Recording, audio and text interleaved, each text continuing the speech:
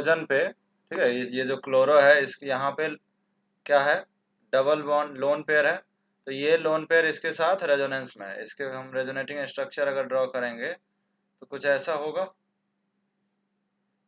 यहाँ पे Cl positive charge, ये नेगेटिव चार्ज, ठीक है, ये बॉन्ड यहाँ आ गया। तो अगर हम रेजोनेटिंग स्ट्रक्चर ड्रॉ कर रहे हैं तो हमें वहाँ पे क्या मिल रहा है, डबल बॉन्ड कैरेक्टर, ठीक है। तो डबल बॉन्ड कैरेक्टर में कभी भी सब्स्टिट्यूशन रिएक्शन नहीं होता, ठीक है ना। तो इसीलिए इस चैप्टर में हम ऑर्थो पोजीशन पे और पैरा पोजीशन पे किसका रिएक्शन कराते थे, इलेक्ट्रोफिलिक सब्स्टिट्यूशन रिएक्शन का, ठीक है। तो नॉर्मल कंडीशन में क्लोरोबेंजीन पे किसी न्यूक्लियोफाइल का रिएक्शन नहीं होता। यहाँ पे क्या लिखेंगे हम लोग, नो रिएक्शन, ठीक है ना। क्लियर, समझ में आ रहा है ये, नो रिएक्शन, यहाँ पे रिएक्शन नहीं होगा। अब अगर मान के चलो हम टेम्परेचर बहुत ज़्यादा इंक्रीज करते हैं, ठीक है, दूसरा कंडीशन लेते हैं जहाँ पे टेम्परेचर हम बहुत ज़्यादा अगर इंक्रीज कर दें तो उस केस में ये रिएक्शन हो जाती है, ठीक है। उसको ड्रॉस प्रोसेस बोलते हैं। यहाँ पे हम अगर NaOH ले लें, ठीक, और यहाँ पे 350 डिग्री पे इसको हीट करें तो यहाँ पे आपको फिनॉल मिल जाता है, ठीक है। तो ये भी एक फिनॉल बनाने की मेथड है और इस मेथड को क्या बोलते हैं, इसका नाम है डॉस प्रोसेस, डॉस प्रोसेस, ठीक है। तो यहाँ पे जो रिएक्शन हो रहा है इसलिए हो रहा है क्योंकि टेम्परेचर बहुत ज़्यादा है। रूम टेम्परेचर पे रिएक्शन, रूम टेम्परेचर पे यहाँ पे अगर हम NaOH ले रहा हूँ, NaOH अगर ले रहा हूँ तो यहाँ पे रिएक्शन नहीं हो रहा है, ठीक है। तो एक तो टेम्परेचर के प्रेजेंस में हो गया। दूसरा, अगर सपोज हम न्यूक्लियोफाइल को लाना चाहते हैं, ठीक है ना, बिना टेम्परेचर का, तो एक तरीका और है SNAR का कि हम क्या करें, इसके मेटा पोजीशन पे NO2 ग्रुप लगा दें, ठीक है, या फिर ऑर्थो पे लगा दें, दोनों केस में हो सकता है। मेटा या ऑर्थो पोजीशन पे एक स्ट्रॉन्ग इलेक्ट्रॉन विड्रॉइंग ग्रुप अगर लगाते हैं उससे क्या होगा, देखो अब यहाँ पे सब्स्टिट्यूशन रिएक्शन हो जाएगा। इस केस में यहाँ से Cl लीव करेगा और यहाँ पे न्यूक्लियोफाइल आएगा, जो भी NaOH लूंगा NaOH आ जाएगा, जो भी न्यूक्लियोफाइल लूंगा वहां आ जाएगा। ऐसा इसमें भी होगा, कोई भी जनरल न्यूक्लियोफाइल यहाँ पे आ सकता है, ठीक है। यहाँ पे हम लोग क्या ले रहे हैं, एक जनरल न्यूक्लियोफाइल ले रहे हैं। इन दोनों केस में रिएक्शन हो गया। क्यों हुआ होगा यहाँ reaction, normal nitrobenzene, normal chlorobenzene में रिएक्शन नहीं हुआ, बट यहाँ पे क्यों हुआ होगा, क्या रीजन है इस रिएक्शन का होने का, यही जो रिएक्शन है यही क्या है अपना SNAR, ठीक है ना। न्यूक्लियोफाइल में सब्स्टिट्यूशन रिएक्शन को क्या बोलते हैं, SNAR, ठीक है। ये भी रिएक्शन क्या है, SNAR। तो यहाँ पे रिएक्शन होने का क्या लॉजिक हो सकता है, बिल्कुल सही बात है। यहाँ पे जब हाँ, यहाँ पे जब आप इसके रेजोनेटिंग स्ट्रक्चर ड्रॉ करोगे, ठीक है ना, यहाँ पे रेजोनेटिंग स्ट्रक्चर ड्रॉ करोगे तो यहाँ पे पार्शियल पॉजिटिव चार्ज आएगी, ठीक है। ये पार्शियल पॉजिटिव चार्ज रेजोनेंस के थ्रू यहाँ आएगी, ठीक है। इसमें तो डायरेक्ट यहाँ क्रिएट हो रही है, ये समझ आ रहा है कि नहीं, ठीक है। मैं इसका वाला बताता हूँ आपको, इसके रेजोनेटिंग स्ट्रक्चर में अगर ड्रॉ करूंगा तो क्या ऐसा रेजोनेटिंग स्ट्रक्चर ड्रॉ होगा क्या, यहाँ पे NO-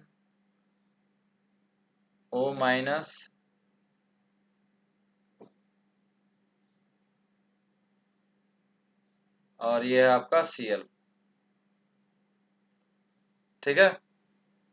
तो ये जो पॉजिटिव चार्ज क्रिएट हो रहा है, ये किसके वजह से क्रिएट हो रहा है? इस NO2 के वजह से क्रिएट हो रहा है, ठीक है ना। तो पार्शियल पॉजिटिव चार्ज क्रिएट करने का काम कौन कर रहा है? ये -M ग्रुप कर रहा है, ठीक है, ये -M या -I, ठीक है। मेटा पे अगर हम लगाएंगे तो ऐसा पार्शियल पॉजिटिव चार्ज क्रिएट नहीं होगा, ठीक है ना। आप मेटा पे भी लगा के देख सकते हो। अगर हम सपोज मेटा पोजीशन पे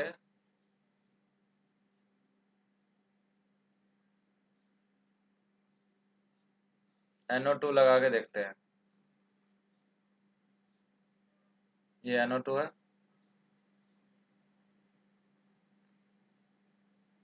इनकी रेजोनेटिंग स्ट्रक्चर ड्रॉ करूंगा तो कैसा होगा? ये यहाँ आएगा, ये यहाँ, ठीक है। इनके रेजोनेटिंग स्ट्रक्चर ड्रॉ करेंगे, क्या ऐसा कुछ बनेगा? देखो, यहाँ पॉजिटिव, ये N double bond N, oxygen पे नेगेटिव, ये ऑक्सीजन नेगेटिव पहले से है, एक पॉजिटिव चार्ज भी पहले से है, और आपका ये बन गया। क्लियर है ये सबको? अब ये पॉजिटिव चार्ज फर्दर रेजोनेंस करके कहाँ आएगा? यहाँ आएगा। ये फिर से इसके साथ रेजोनेंस करके कहाँ आएगा? यहाँ आएगा। देखो, इस कार्बन पे पहुंचा क्या? तो इसीलिए ऑर्थो या पैरा पोजीशन पे अगर स्ट्रॉन्ग विड्रॉइंग ग्रुप लगा हुआ है, स्ट्रॉन्ग विड्रॉइंग ग्रुप लगा है, उस केस में SNAR रिएक्शन पॉसिबल हो सकती है, ठीक है। समझ में आ रहा है? इस केस में अगर हमारे पास किसी भी पोजीशन पे, ठीक है, जैसे यहाँ पे हमारे पास NO2 हो और यहाँ पे Br लगा हो, और अगर हमें यहाँ पे KOH दिया है, तो ये OH माइनस इसको सब्स्टिट्यूट कर सकता है, ठीक है। और this reaction is known as,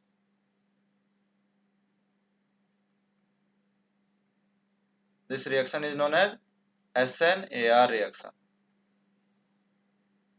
इस रिएक्शन में हमने क्या किया है कि यहाँ पे आप नॉर्मल कहीं भी डबल बॉन्ड में, ये रिएक्शन पहले भी हम लोग कर चुके हैं, ठीक है ना। ये रिएक्शन हम लोग कई बार नॉर्मल किसी भी डबल बॉन्ड में अगर रिएक्शन होता है,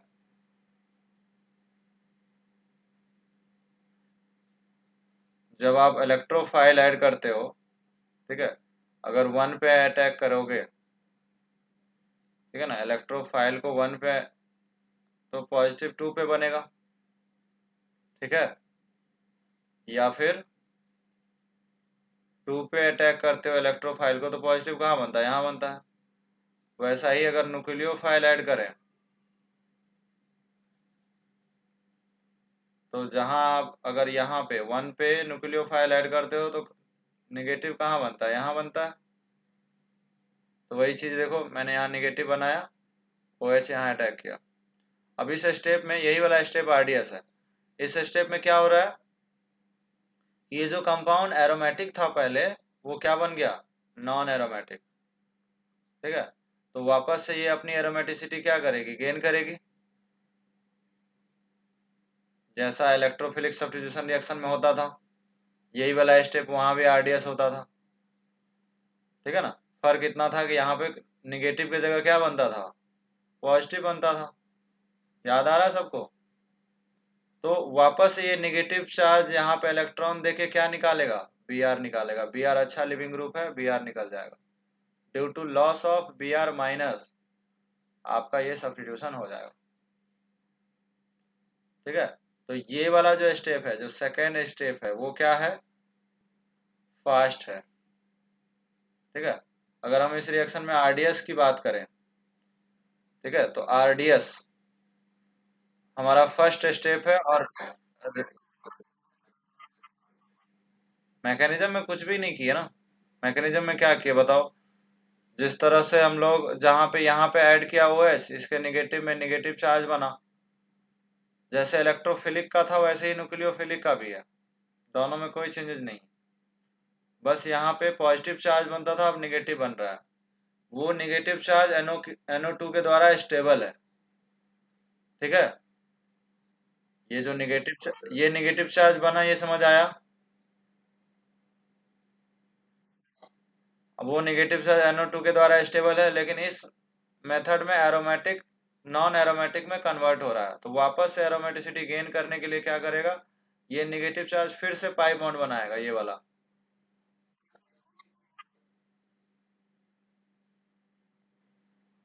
रेट, ठीक है, रेट का क्वेश्चन पूछा जाएगा, तो rate is directly proportional to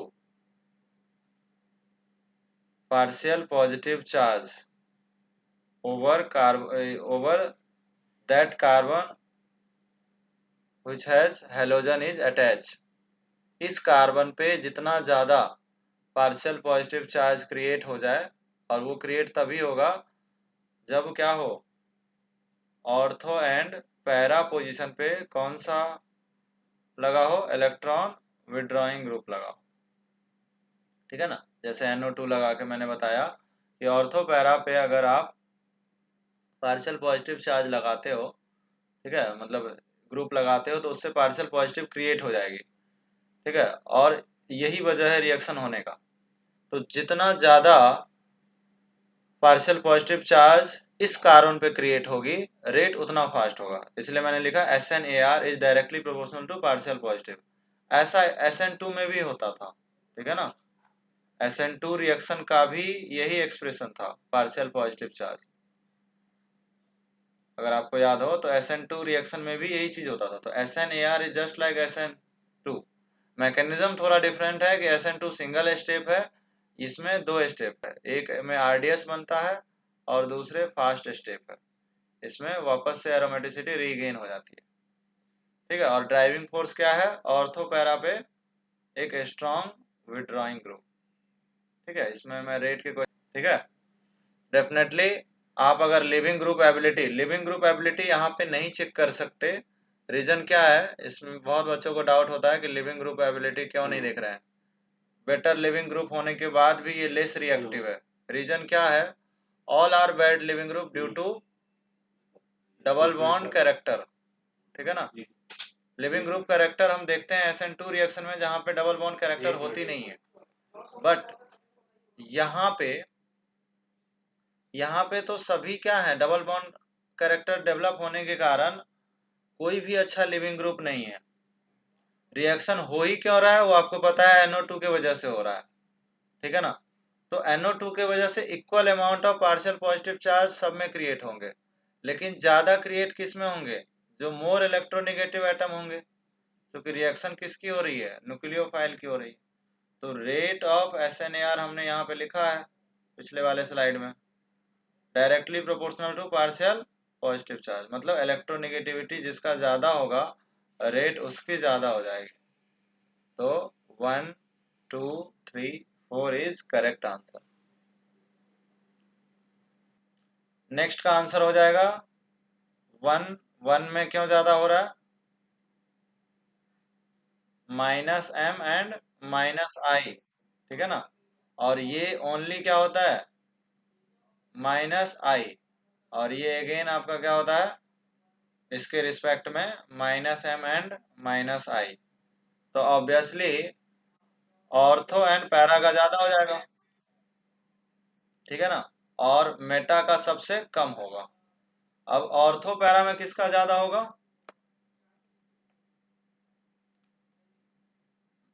resonance क्या होते हैं, ऑर्थो का होता है। रेजोनेंस क्या होता है, डिस्टेंस इंडिपेंडेंट, इंडक्टिव होता है डिस्टेंस डिपेंडेंट। पास है तो ज्यादा पार्शियल पॉजिटिव क्रिएट होगा, इसलिए रेट फर्स्ट का ज्यादा हो जाएगा 3 से। कोई डाउट इसमें किसी को, थर्ड का आंसर हो जाएगा। अगेन अगर आपको ग्रुप लिखने आता है तो प्रॉब्लम नहीं होगी, इस तरह से हर क्वेश्चन कर सकते हैं, ठीक है।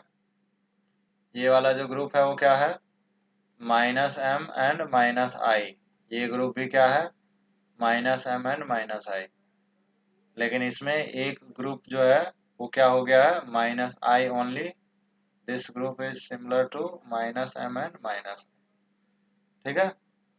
तो दो -M के कारण इसमें पार्शियल पॉजिटिव ज्यादा क्रिएट होगा, तो रेट फर्स्ट का ज़्यादा हो जाएगा सेकंड। फोर्थ में क्या आएगा आंसर?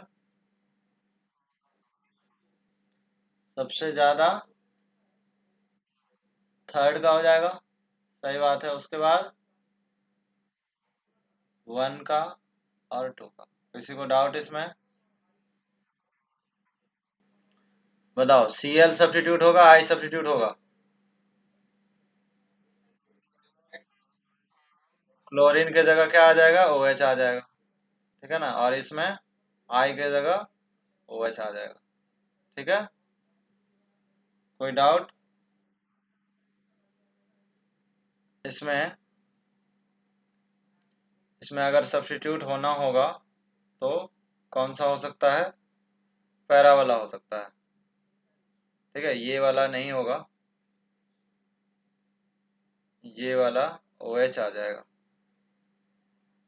ठीक है, देखो इसको समझने के एक तरीका ऐसा भी हो सकता है कि अगर आप मैकेनिज्म जो मैंने बताया था उससे समझ सकते हो। ठीक है ना? मतलब सपोज आपको एग्जाम में ये प्रोडक्ट दिया हुआ है। ठीक है ना? एक ये दिया हुआ है, दूसरा ये दिया हुआ है। अगर ये दिया हुआ है तब तो आपको कोई ना कोई तो बनाना ही है ना। इस तरह से एग्जाम में अगर गिवन है तो हम कॉमन सेंस क्या यूज करेंगे? ठीक है, जितना भी रेट होता हो। ठीक है ना? इन दोनों में से अगर मुझे सही आंसर टिक करना है, ठीक है, ऐसे ही ऑप्शन बना होगा ए बी।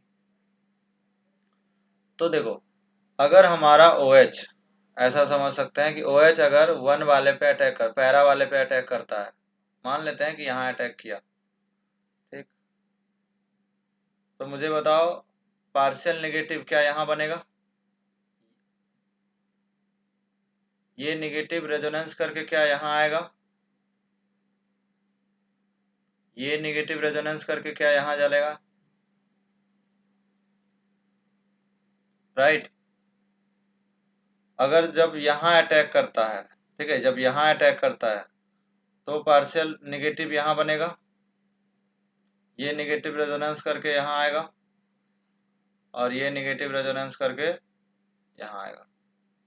ये चीज समझ आ रहा है क्या मैं क्या कर रहा हूँ? ठीक है ना? ये पार्शियल इसलिए लिख रहा हूँ क्योंकि हमने डबल बॉन्ड को ब्रेक नहीं किया है। ठीक है ना? तो हर बार रेजोनेटिंग स्ट्रक्चर ड्रॉ करने की जरूरत नहीं है। क्या ये दोनों रेजोनेटिंग स्ट्रक्चर समझ आया आप लोगों को? अब इसमें से फर्स्ट ज्यादा स्टेबल बनेंगे या सेकंड इंटरमीडिएट ज्यादा स्टेबल? मतलब ये जो है इंटरमीडिएट है, मैंने बॉन्ड को तोड़ा नहीं। ठीक है ना? मैंने ऐसा कई बार बता रखा है। जैसे फर्स्ट में बनता तो कैसा बनता?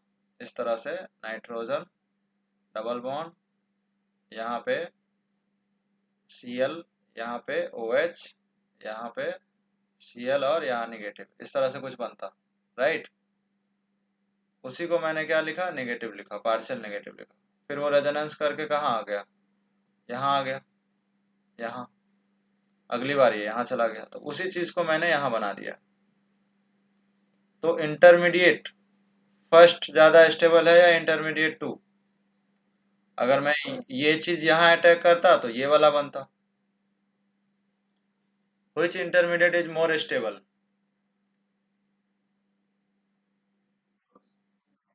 पहला क्यों? क्योंकि electronegative atom that is nitrogen पे क्या है? Negative charge. ठीक है ना? तो जब रेजोनेंस बनाएंगे तो नेगेटिव आ जाएगा।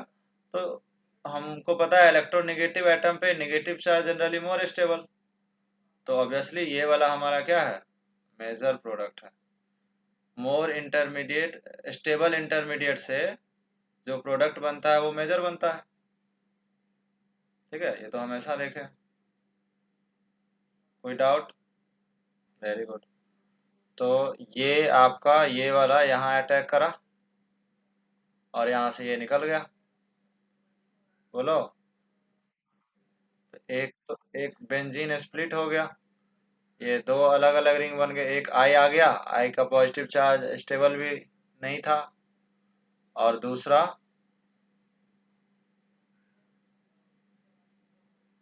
दूसरा क्या है?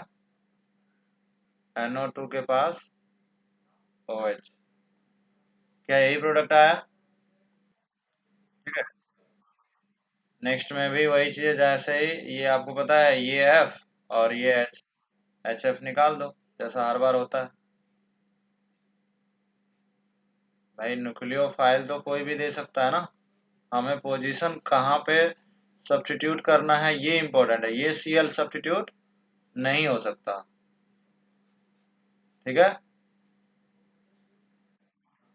बस हो गया। इसमें क्या है, कोई रॉकेट साइंस थोड़ी है। इसमें बताओ, इसमें भी कुछ सोचना नहीं है। फ्लोरीन जहाँ है वैसे तो इस बार क्वेश्चन इजी है। NO2, यहाँ पे क्या आ गया NH2 और यहाँ पे NO2। क्लियर। तो आई होप आपको SNAR समझ में आया कि हम NO2 की मदद। हाँ, NH3 देखो, NH3 एक वीक न्यूक्लियोफाइल है ना। अभी तक KOH लेते थे, SN2 वाला लेते थे, ठीक है ना। तो इसलिए NH3 हीट दिया है, हीट नहीं भी दिया रहेगा तो भी हो जाएगा।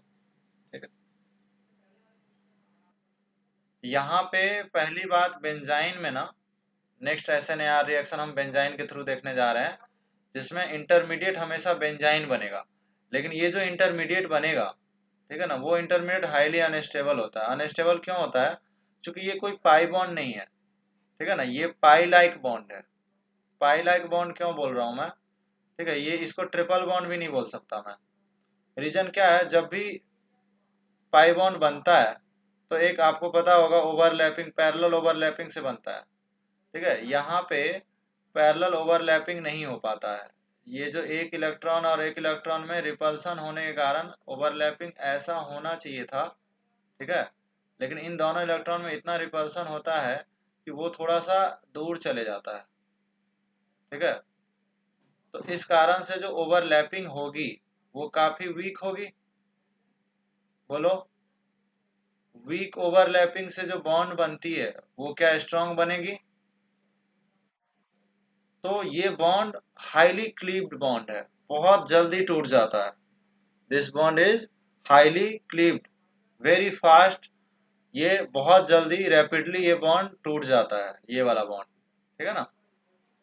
और इसमें इसके जो मैकेनिज्म है SNAR बोल दो, ठीक है, या फिर टेक्निकली इस रिएक्शन को बोलते हैं एलिमिनेशन।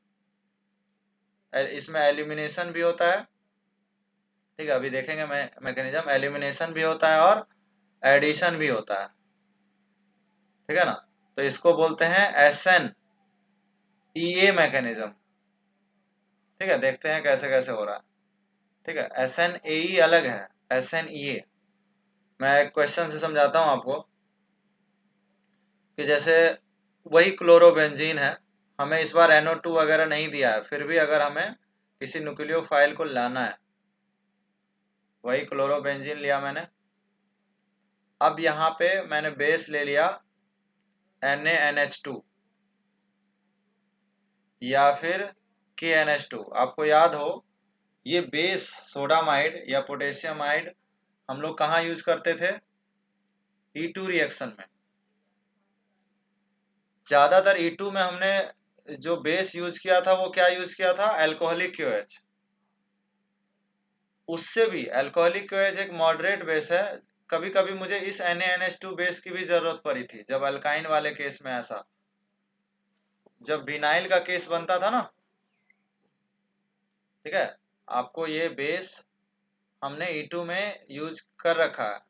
तो ये बेस, बस मैं इतना बताना चाह रहा हूँ कि काफी स्ट्रॉन्ग बेस है। ठीक है ना, ये जो बेस है वो स्ट्रॉन्ग बेस है। ठीक है, अल्कोहलिक क्यूएच से भी ज्यादा। जब हमारा E2 रिएक्शन विनाइल हैलाइड में अल्कोहलिक क्यूएच से नहीं हो रहा था, उस समय हम इसको यूज किए थे। ठीक है, तो जब भी कोई रिएजेंट आता है तो हमेशा पिछले रिएक्शन को रिलेट करना चाहिए कि हम कहाँ यूज करते थे और क्यों यूज करते थे। तो ये बहुत ही स्ट्रॉन्ग बेस है। अब स्ट्रॉन्ग बेस है तो क्या कर सकता है ये, पहले तो मैं इसका प्रोडक्ट बताता हूँ कि प्रोडक्ट होता क्या है। प्रोडक्ट इसका ये वाला प्रोडक्ट बन जाता है, यहाँ पे डायरेक्ट Cl हटा और वहां NH2 आ गया। अच्छा, दूसरी पॉसिबिलिटी ये भी होती है इसमें, ठीक है, उसकी भी बात कर लेते हैं। अभी मैकेनिज्म देखेंगे कैसे बना। दूसरा यहां भी बन सकता है। अब इन दोनों में डिफरेंस क्या है, लेट से मान चलो इस कार्बन को हम नेम रख दिए, ठीक है ना, मान लो ये इस कार्बन को 14 नेम रख दिए, C14 है, तो ये वाला क्या है अपना C14 है, या स्टार कर लें, कुछ भी कर सकते हैं, बस जस्ट असाइन कर रहे हैं ताकि आपको पता चले कि दोनों में डिफरेंस क्या है। ये दोनों 50-50% बनता है, ठीक है। ये जस्ट लाइक SN-NGP में याद है, सल्फर के केस में मैंने 3 मेंबर साइक्लिक रिंग बनाया था, और उसके बाद 50-50%, तुम्हारे बुकलेट में एक क्वेश्चन भी था, बच्चे पूछे थे मेरे से, तो 50-50% बना था, उसी जैसा है, ठीक है, जस्ट असाइन कर दिया और 50-50% बनता है। अच्छा, ये वाले जो प्रोडक्ट है इसको बोलते हैं इप्सो। इप्सो मतलब कुछ नहीं, डायरेक्ट सब्स्टिट्यूटेड प्रोडक्ट, मतलब जहां Cl था वहीं NH आया, डायरेक्ट सब्स्टिट्यूटेड प्रोडक्ट को इप्सो प्रोडक्ट भी कहा जाता है। और ये जो बगल में आया ना उसको बोलते हैं साइन सब्स्टिट्यूटेड प्रोडक्ट, ठीक है, ये है आपका साइन प्रोडक्ट, जस्ट नेम है, ठीक है ना, वैसे कुछ यूज नहीं है इसका। Direct substituted product is also known as ipso, और जो बगल वाला है साइन का मतलब होता है एडजेसेंट पोजीशन, ठीक है, तो एडजेसेंट वाले को बोलते हैं साइन प्रोडक्ट। अब देखते हैं मैकेनिज्म कैसे हुआ, ठीक है, मैकेनिज्म देखते हैं कि ऐसे हुआ क्या। देखो सबसे पहले बहुत ही स्ट्रॉन्ग बेस लिए हैं, NH2 माइनस, Na प्लस है और NH2 माइनस है, ये NH2 अभी मैकेनिज्म में बनेगा ना इंटरमीडिएट, बोला था ना कि इंटरमीडिएट बनता है वो, ठीक है, पेशेंस रखो सब आएगा। NH2 बहुत स्ट्रॉन्ग बेस है, तो क्या करता है इस H को, ठीक है, नॉर्मल बेस ये काम नहीं कर सकता, इसलिए मैं बार बार डेलिबरेटली बोल रहा हूँ कि काफी स्ट्रॉन्ग बेस चाहिए, ठीक है ना, KOH ये रिएक्शन नहीं कर सकता, अल्कोहलिक KOH जब नहीं करता तो KOH तो बहुत ही नॉर्मल बेस है। तो काफी स्ट्रॉन्ग बेस होने के कारण यहाँ से H चला जाएगा, जैसे ही ये H यहाँ से चले जाएगा due to loss of ammonia, ये जो निगेटिव चार्ज है यहाँ से H प्लस गया है, ये जो दोनों के दोनों इलेक्ट्रॉन छोड़ के गया है, ये दोनों के दोनों इलेक्ट्रॉन यहाँ आएंगे, जैसे ही यहाँ बॉन्ड बनेगा कार्बन की वैलेंसी सेटिस्फाई हो जाएगी, तो यहाँ से Cl निकल जाएगा। Cl आप जानते हो अच्छा लिविंग ग्रुप होता है, आपको यहाँ पे एक इंटरमीडिएट मिलेगा, और वो इंटरमीडिएट क्या है, ये। क्या ये स्टेप सबको समझ आई? पहला स्टेप, पहले हाइड्रोजन अमोनिया लेके निकल गया, ठीक है, वहां पे नेगेटिव चार्ज बना, वो नेगेटिव चार्ज एक इलेक्ट्रॉन, अपना इलेक्ट्रॉन अगले कार्बन को दिया, इस कार्बन की वैलेंसी सेटिस्फाई हो गई, वहां से Cl लीव कर गया। क्लियर है? कोई डाउट इसमें? ठीक, उसके बाद हमारे पास जो अमोनिया है, अब अमोनिया ये दोनों पोजीशन, ये वाला कार्बन 14 पोजीशन है, और ये अगर ये अमोनिया, ठीक है ना, अब दोनों तो सेम ही पोजीशन है, अगर अमोनिया यहाँ अटैक करता है तो देखो क्या बनेगा, ध्यान देना, ये double bond as it is है, यहाँ पे क्या अटैक किया है, ammonia, ammonia lone pair attack किया, पॉजिटिव चार्ज आ जाएगा। अच्छा, ये एक बॉन्ड जैसे ही इस पे अटैक करेगा तो ये पाई बॉन्ड टूटेगा, नेगेटिव चार्ज आ जाएगा। क्लियर? ये बोलो, कोई डाउट इसमें?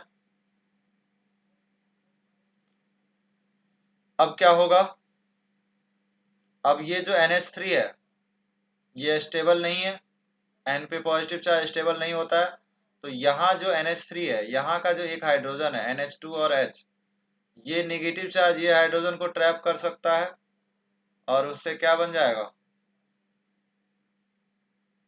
दोनों ही स्टेबल हो जाएंगे, ये कार्बन भी स्टेबल हो जाएगा, और ये NH2 का जो पॉजिटिव चार्ज था वो भी खत्म हो जाएगा।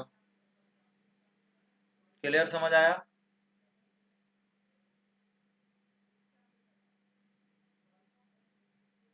अब अगर सिमिलरली हम अगर यही चीज इस कार्बन पे करते, ठीक है ना, विदाउट कार्बन 14 वाले पे करते, तो हमारा ये प्रोडक्ट बनता साइन वाला। बोलो। ऐसा नहीं है कि हमेशा जो बेंजाइन बनेगा वो सिर्फ मोनो हाइलाइड से ही बनेगा, ठीक है ना। अगर हमारे पास इस तरह से डाई हाइलाइड भी हो, ठीक है ना, 1,2 लेकिन होना चाहिए, 1,2 डाई हाइलाइड हो, उससे भी बन सकता है। पहले स्टेप में हम लोग ले सकते हैं मैग्नीशियम एंड ड्राई ईथर, ठीक है। मैग्नीशियम ड्राई ईथर बताओ क्या करता था, किसके साथ बनाएगा, Br के साथ या I के साथ, Br के साथ। क्यों,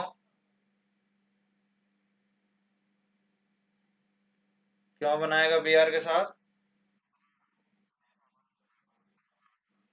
अच्छा अच्छा।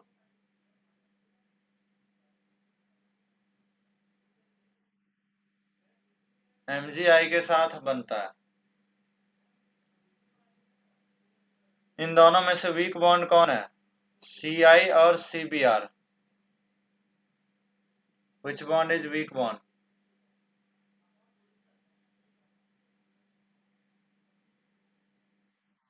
Ci बॉन्ड वीक बॉन्ड है, पहले टूटेगा, यहाँ पे Mg आ जाएगा, ठीक है। नेक्स्ट स्टेप में क्या होगा, नेक्स्ट स्टेप में मान के चलो इसको हम हीट कर दें, ठीक है ना। अगर हीट करते हैं तो ऑब्वियसली क्या होगा, यहाँ से E2 रिएक्शन हो सकता है, ठीक है ना। यहाँ से E2 रिएक्शन हो सकता है, डीहाइड्रो हेलोजिनेशन होगा, ठीक है, डी हेलोजिनेशन रिएक्शन होगा, ठीक है ना, जैसा E2 में होता था। तो ये वाला जो नेगेटिव चार्ज है, ठीक है ना, ये बॉन्ड यहाँ आ जाएगा और यहाँ से Br को निकाल देगा। वैसे आप कहीं भी ऐड करते तो उसे फर्क नहीं पड़ता, बनना तो बेंजाइन ही था, लेकिन आइडिया होना चाहिए, ठीक है ना, कि कौन सा बनता है, ठीक है।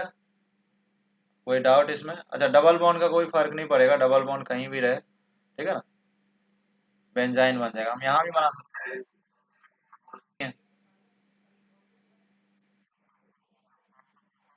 हाँ, यही यही मेथड तो डॉस प्रोसेस था, बोला था ना कि बेंजाइन मेथड आएगा तो समझ आ जाएगा। तो यहाँ पे OH आ जाएगा, इसमें क्या आएगा, NH2 आ जाएगा, नेक्स्ट वाले में क्या आ जाएगा, एक बार बेंजाइन बना तो आप जो भी न्यूक्लियोफाइल लोगे आ जाएगा, बस स्ट्रॉन्ग बेस होना चाहिए, ठीक है। क्लियर? कोई डाउट इसमें? इस तरह से कोई भी न्यूक्लियोफाइल हम ले सकते हैं, PH3CH। अगर हमने ये न्यूक्लियोफाइल लिया तो क्या आ जाएगा,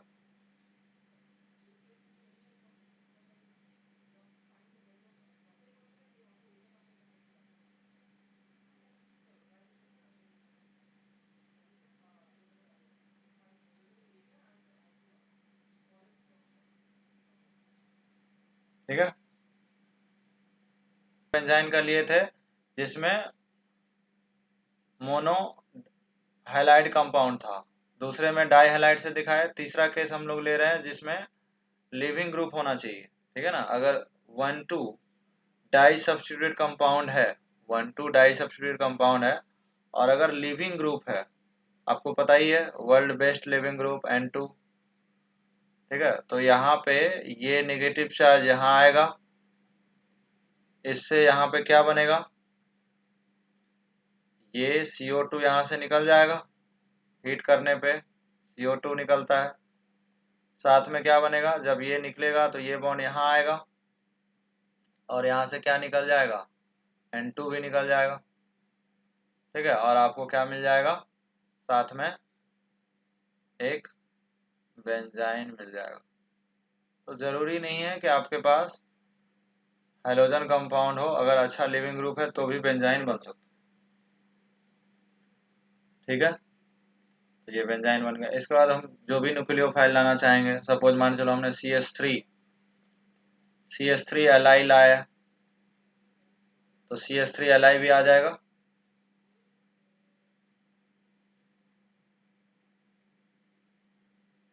यहाँ पे क्या आएगा, CH3, ठीक है, और यहाँ पे Li, ठीक है। तो मेटल से जुड़ा हुआ, लिथियम से जुड़ा हुआ कार्बन क्या होता है, न्यूक्लियोफाइल। ये इस पे अटैक करेगा, ये पाई बॉन्ड टूटेगा, सीधा सीधा वहां क्या आ जाएगा, बोलो, CH3, और अगले कार्बन पे क्या आएगा, COOH, CO2 के साथ रिएक्शन। RMGX का देख चुके हम लोग भाई, इसमें RMGX का रिएक्शन होता था तो क्या बनता था, CO2 का RMGX के साथ रिएक्शन क्या होता था, RCOOH होता था। वही तो हो रहा है, R यहाँ पे आ रहा है। अब ये इतना इतना बड़ा R है, इसमें क्या प्रॉब्लम,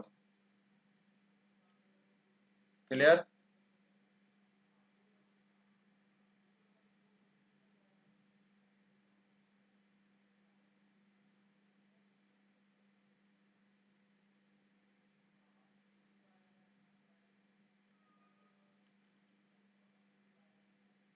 ठीक है, तो इस तरह से इसमें बताओ हम बेंजाइन कहाँ कहाँ बना सकते हैं।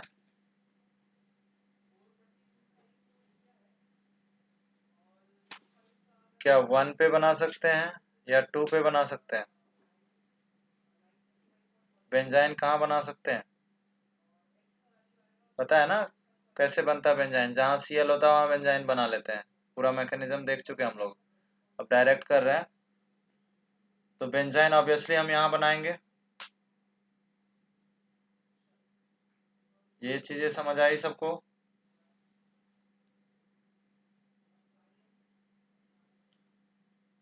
उसके बाद इस तरह से हम लोग NH2, एक एक यहाँ आ सकता है और एक यहाँ आ सकता है, ठीक है ना। तो दो प्रोडक्ट बन जाएंगे, बोलो, डायरेक्ट लिख देता हूँ मैं, एक CH3, एक यहाँ आ सकता है NH2, और दूसरा यहाँ आ सकता है, ठीक है। कोई दिक्कत इसमें, राइट। मेटा वाले में हम लोग दोनों जगह बना सकते हैं बेंजाइन, ठीक है ना। मेटा वाले में हम लोग बेंजाइन दोनों जगह बना सकते हैं। एक बेंजाइन अगर सपोज ये बनाया, ठीक है, जहाँ Cl होता है वहां बेंजाइन बनता है, तो अगर ये बेंजाइन बना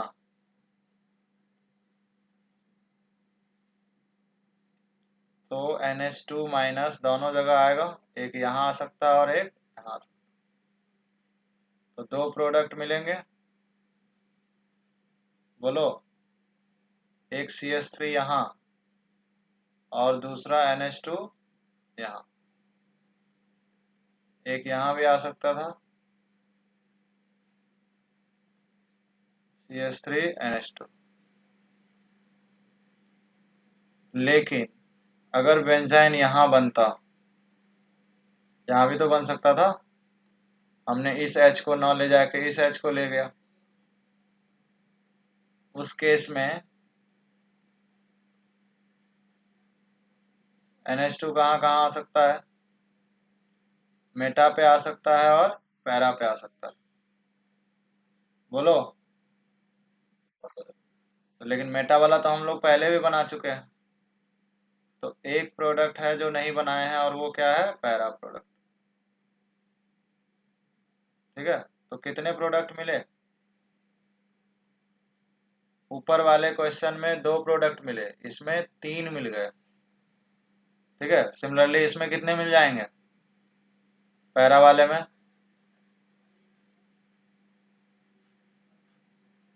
भाई पैरा वाले में कितने प्रोडक्ट मिलेंगे? 2 ही मिलेंगे। क्लियर है सबको?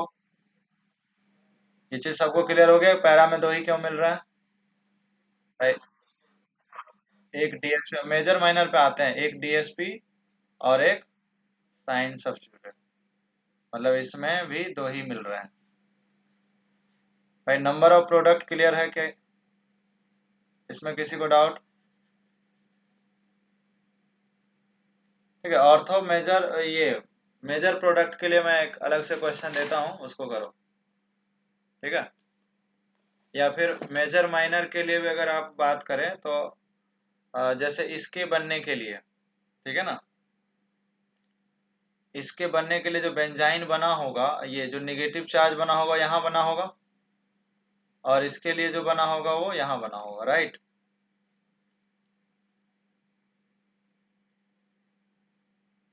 अब बताओ कौन सा कार्बन आयन ज्यादा स्टेबल है, फर्स्ट वाला या सेकंड वाला? Which carbon ion is more stable?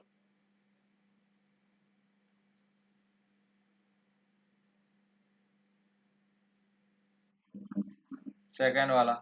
Second वाला अगर मोर स्टेबल है, मोर स्टेबल है क्यों? क्योंकि CH3 का प्लस आई दूर जितना होगा उतना अच्छा होगा।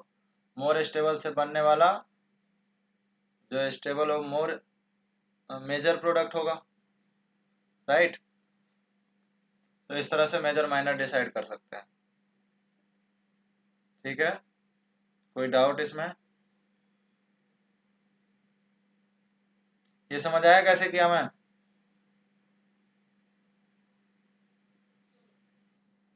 तो इस तरह से आपका 2 भी प्रोडक्ट बन सकते हैं, 3 भी बन सकते हैं,